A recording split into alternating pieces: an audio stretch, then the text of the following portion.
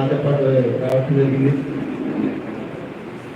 ముఖ్యంగా ఈ ఆనంద్, సంతోష్, తర్వాత సుమన్ బాలు ఆయన పెంచి చాలా రీజన్గా, అంటే ఇందాక ఒకసారి చెప్పారు, నా version different version, main version different version కాకుండా థర్డ్ వర్షన్ సృష్టిస్తారని అది ఫ్రమ్ ది బిగినింగ్ నుంచి ఉండాలి. ఆయన ఇంజక్షన్ దావా మనం కోర్టులో వేస్తే ఫస్ట్ పేజీ వెంటనే తిప్పేసి కోర్టు ద్వారా ఒకసారి చదువుతారు. ఆ తర్వాత అక్కడికి వెళ్ళిపోయి పెన్సిల్తో పక్కన ఇలా గీతలు పెట్టేసేవాళ్ళం.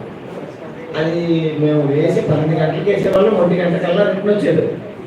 ఈ లోపాలు ఉన్నాయంటే అంటే అంత షార్ప్ మైండ్తో ఉండేవాడు.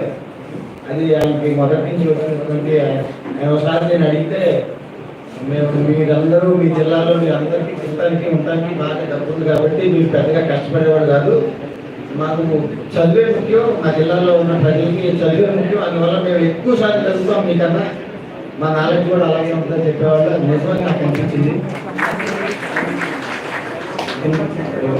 నాకు ఈ అవకాశాలు ఇచ్చినటువంటి మీ అందరికీ నా హృదయపూర్వక ధన్యవాదాలు తెలియజేసుకుంటూ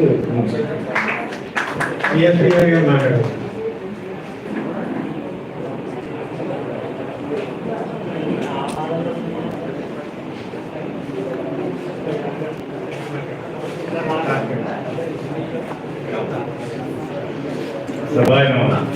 వేదికను అలంకరించిన న్యాయమూర్తులు, నేటి ఈ కార్యక్రమానికి కారణభూతులైనటువంటి సెకండ్ క్లాస్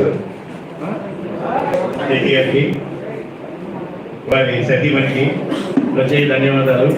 న్యాయవాదులకి, వేదిక ముందున్నటువంటి న్యాయవాదులందరికీ కూడా నాకు మాట్లాడడం రాదు, ఏమి పెట్టకుండా నేను మాట్లాడి చెప్పేస్తాను. ఏమిటంటే న్యాయమూర్తి అయినా పొలిటీషియన్ అయినా ఎవరైనా పెద్ద పెద్ద పదవులు చేసిన వాళ్ళు అది కూడా 100% వాళ్ళు అందరినీ సాటిస్ఫై చేయలేరు. అలా కాకుండా ఆయన వృత్తిలో అందరి మనసులో దోచుకున్నటువంటి న్యాయమూర్తి మన నరేష్ గారు అని చెప్పేసి సభాముఖంగా అందరూ కూడా తెలియజేశారు. నేను కూడా ఆ అనుభూతిని అనిపించాను.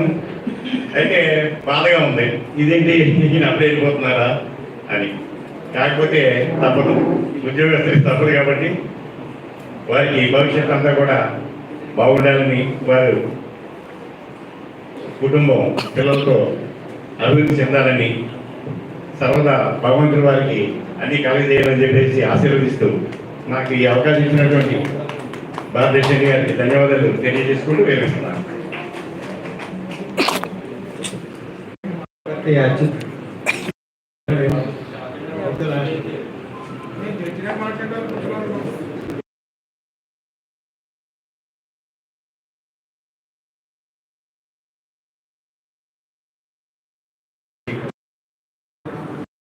న్యాయవాదులకు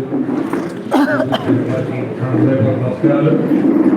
సార్ ఎప్పుడు వచ్చినా ప్రశాంత వాదంతో వస్తారు. ఆయన సార్ చూసేటాళ్ళు కూడా అందరికీ చాలా ప్రశాంతంగా కనిపిస్తారు. అటువంటి ఎప్పుడు అటువంటి కూర్చోవాలని అనిపిస్తుంది. వారి గురించి అందరూ కూడా చాలా బాగా చెప్పారు. నేను చెప్పాల్సింది ఏమి లేదు, మిగిలిన కూడా అధ్యాత్మం నా ప్రత్యేక నమస్కారాలు చెప్తూ ఇతరులతో వేపిస్తున్నారు.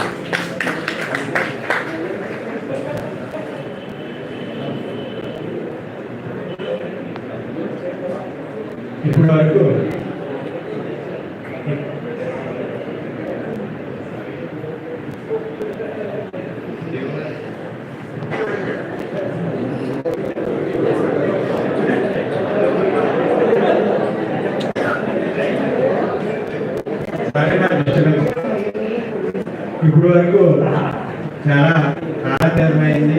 స్పీకర్స్ ఎక్కువ ఉండడం వల్ల టైం మరి ఎవరికి ఆపర్చునిటీ ఇవ్వకపోయినా ఇబ్బందిగా ఉంటుంది కాబట్టి నేను అందరికీ ఆపర్చునిటీ ఇవ్వాలని చేసుకుంటూ జరిగింది.